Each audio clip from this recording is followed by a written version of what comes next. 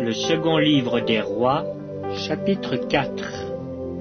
Une femme d'entre les femmes des fils des prophètes cria à Élisée en disant: Ton serviteur, mon mari, est mort, et tu sais que ton serviteur craignait l'Éternel.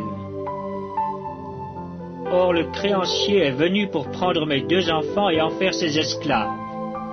Élisée lui dit: Que puis-je faire pour toi? Dis-moi, qu'as-tu à la maison? Elle répondit: Ta servante n'a rien du tout à la maison qu'un vase d'huile.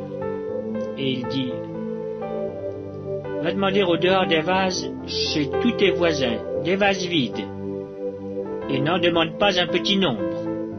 Quand tu seras rentré, tu fermeras la porte sur toi et sur tes enfants, tu verseras dans tous ces vases, et tu mettras de côté ceux qui seront pleins. Alors elle le quitta. Elle ferma la porte sur elle et sur ses enfants. Il lui présentait les vases et elle versait. Lorsque les vases furent pleins, elle dit à son fils: Présente-moi encore un vase. Mais il lui répondit: Il n'y a plus de vase. Et l'huile s'arrêta.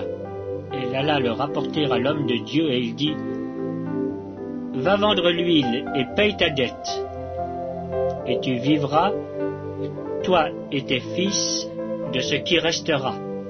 Un jour, Élisée passait par Sunem.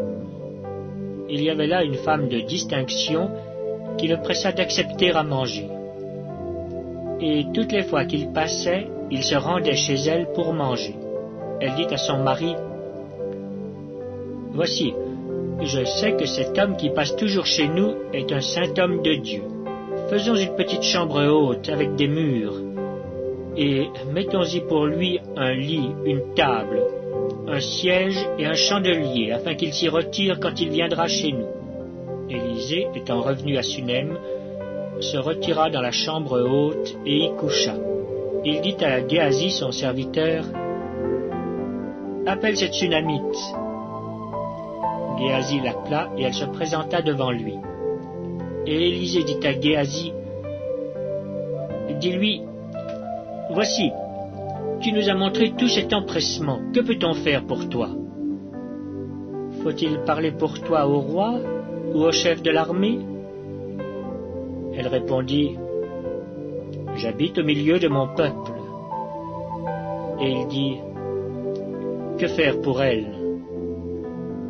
Géasi répondit: Mais elle n'a point de fils, et son mari est vieux.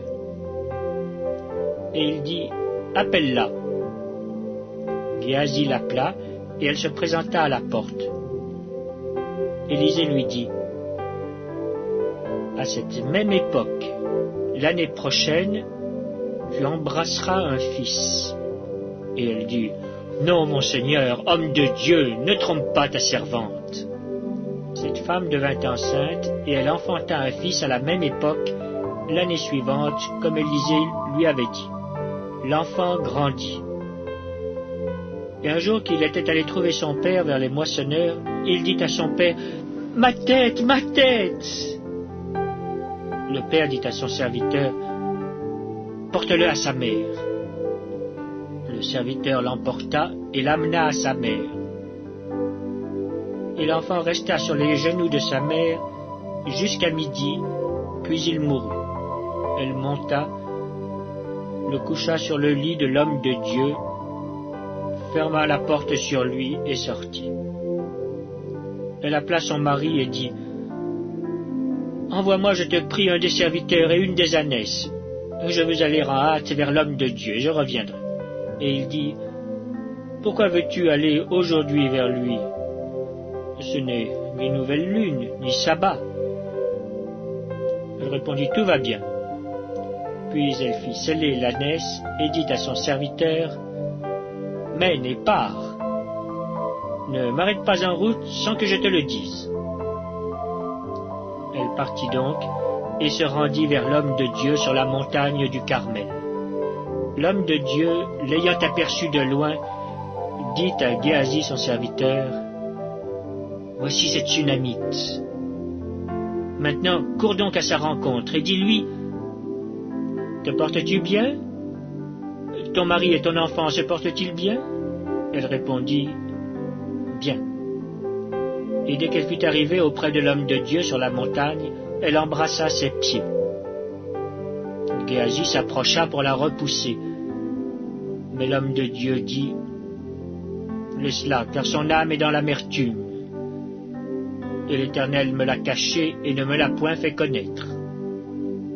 Alors elle dit, ai-je demandé un fils à mon Seigneur? N'ai-je pas dit, ne me trompe pas? Et Élisée dit à Géasi, saint terrain, prends mon bâton dans ta main et pars. Si tu rencontres quelqu'un, ne le salue pas. Et si quelqu'un te salue, ne lui réponds pas. Tu mettras mon bâton sur le visage de l'enfant. La mère de l'enfant dit, l'Éternel est vivant et ton âme est vivante. Je ne te quitterai point. Et il se leva et la suivit. Et Géasi les avait devancés, et il avait mis le bâton sur le visage de l'enfant. Mais il n'y eut ni voix, ni signe d'attention. Il s'en retourna à la rencontre d'Élisée, et lui rapporta la chose en disant, l'enfant ne s'est pas réveillé. Lorsqu'Élisée arriva dans la maison, voici, l'enfant était mort, couché sur son lit. Élisée entra et ferma la porte sur eux deux, et il pria l'Éternel. Il monta et se coucha sur l'enfant. Il mit sa bouche sur sa bouche, ses yeux sur ses yeux, ses mains sur ses mains, et il s'étendit sur lui. Et la chair de l'enfant se réchauffa. Élisée s'éloigna, alla çà et là par la maison, puis remonta et s'étendit sur l'enfant. Et l'enfant éternua 7 fois, et il ouvrit les yeux. Élisée appela Géasi et dit, appelle cette Sunamite. Géasi l'appela, et elle vint vers Élisée qui dit, prends ton fils. Elle alla se jeter à ses pieds, et se prosterna contre terre, et elle prit son fils, et sortit. Élisée revint à Gilgal, et il y avait une famine dans le pays. Comme les fils des prophètes étaient assis devant lui, il dit à son serviteur, mets le grand pot et fais cuire un potage pour les fils des prophètes. L'un d'eux sortit dans les champs pour cueillir des herbes. Il trouva de la vigne sauvage, et il y cueillit des colocanes sauvages plein son vêtement. Quand il rentra, il les coupa en morceaux dans le pot où était le potage, car on ne les connaissait pas. On servit à manger à ses hommes, mais dès qu'ils eurent mangé du potage, ils s'écrièrent, « La mort est dans le pot, homme de Dieu !» Et ils ne purent manger. Élisée dit, « Prenez de la farine. » Il en jeta dans le pot et dit, « Sers à ces gens et qu'ils mangent. » Et il n'y avait plus rien de mauvais dans le pot. Un homme arriva de Baal-Shalisha.